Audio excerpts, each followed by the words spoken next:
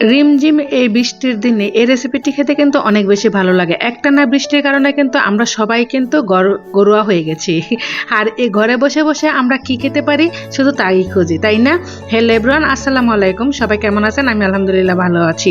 Welcome জানাচ্ছি নতুন একটি ভিডিওতে। দেখুন এখানে আমি চাল এবং ডাল, চাল বলতে এখানে আমি আতপ চাউল, সিদ্ধ চাউল এবং মসুরির ডাউল আর খেসারি ডাল দিয়েছিলাম এখানে ভিজানোর জন্য। প্রায় দেড় ঘন্টার মতো ভিজেছে। তারপর আবার কিন্তু এখানে খুদও আমি ভিজে রেখেছি। দুই রকমের ধোসা আজকে আমি তৈরি করব। আর এর মধ্যে কিন্তু আমি চাল ডালের সাথে কিন্তু কাঁচামরিচ দিয়েছি, পেঁয়াজ দিয়েছি, রসুন দিয়েছি, তারপর একটু আস্ত জিরাও দিয়েছি এর মধ্যে এবং শুকনো মরিচ দিয়েছি, দিয়ে কিন্তু আমি ভালোভাবে ব্লেন্ড করেছি। হ্যাঁ, বলতে মনে নাই, আমি কিন্তু এখানে অল্প কয়েকটা এক মুষ্টির মতো ভাতও দিয়ে দিয়েছি। এখন ঠান্ডা ভাত হোক আর গরম ভাত হোক, ভাত হলেই হয়েছে। ভাত দিলে কিন্তু অনেকটা আঠালো হয়। আর এটা আসলে আপনাদের ইচ্ছা, অনেকে ভাতও দিতে পারেন আবার ময়দাও দিতে পারেন, এক একজন এক একটা দিয়ে থাকেন। কিন্তু আমার মনে হয়েছিল যে ভাত যদি দেয় তাহলে অনেক বেশি ভালো হয়, এবং আমার কাছেও কিন্তু অনেক ভালো লেগেছে, মশমশা হয়েছিল। এই যে এখন যে নামাইতেছি এগুলো হলো খুদের। খুদ তো আপনারা চিনে নেই, চাউলের যে ভাঙ্গা গোড়া চাউলগুলো এগুলা। আর আমি আজকে সবগুলো করব না, এই যে ব্লেন্ড করে রেখে দিচ্ছি বক্স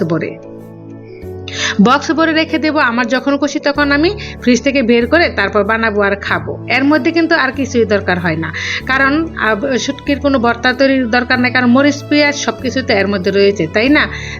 দিয়ে দিলাম আমি কিন্তু সামান্য পরিমাণ হলুদ দিয়েছি শুধু একটু কালারের জন্য। এখন কিন্তু আমি বানিয়ে নিচ্ছি।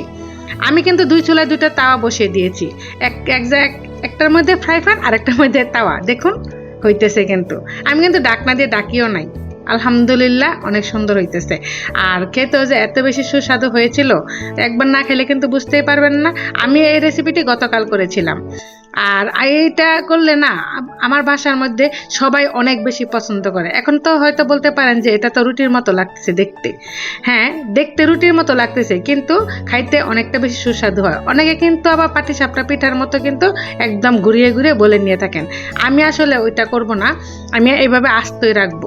আর এর মধ্যে আমি ভর্তা তৈরি করব না, কারণ হলো আমি কিন্তু এখানে দুই রকমের মরিচ দিয়ে ফেলেছি অলরেডি দুই রকমের মরিচ দেওয়ার কারণে কিন্তু আমি আর কোনো ভর্তা খাবো না, কোনো মাংস দিয়েও খাবো না।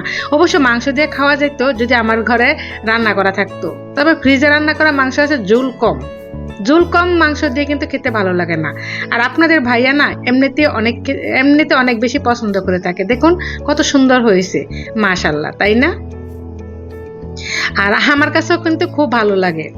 আমি কিন্তু প্রায়ই এই জিনিসটা তৈরি করে থাকি, এত বেশি ভালো লাগে আসলে বলে শেষ করতে পারবো না। দেখুন বাদ দেওয়ার কারণে কিন্তু একটু কিন্তু লাগতেছে না ফ্রাই প্যানের মধ্যে। আমি দুটার মধ্যে কত সুন্দর করে উঠায় নিচ্ছি, দেখুন একটু লাগতেছে না, তাই না? খুব ভালো লাগছিল এবং খেতে অনেক সুস্বাদু হয়েছিল। এই যে উপরেরটা কিন্তু খুদের, এটা একটু মশমশা হয়েছে। দেখুন একটু শক্ত শক্ত হয়েছে, তো একটু মশমশা হয়েছে। এটা যে খেতে কি সুস্বাদু হয়েছিল, আমি তো এই যে খেয়ে নিলাম। আর আচ্ছা, আপনাদের কাছে কেমন লাগলো আর আপনারা কিভাবে তৈরি করেন আমাকে প্লিজ একটু কমেন্টসে জানাবেন। আজ এই পর্যন্ত, আল্লাহ হাফেজ।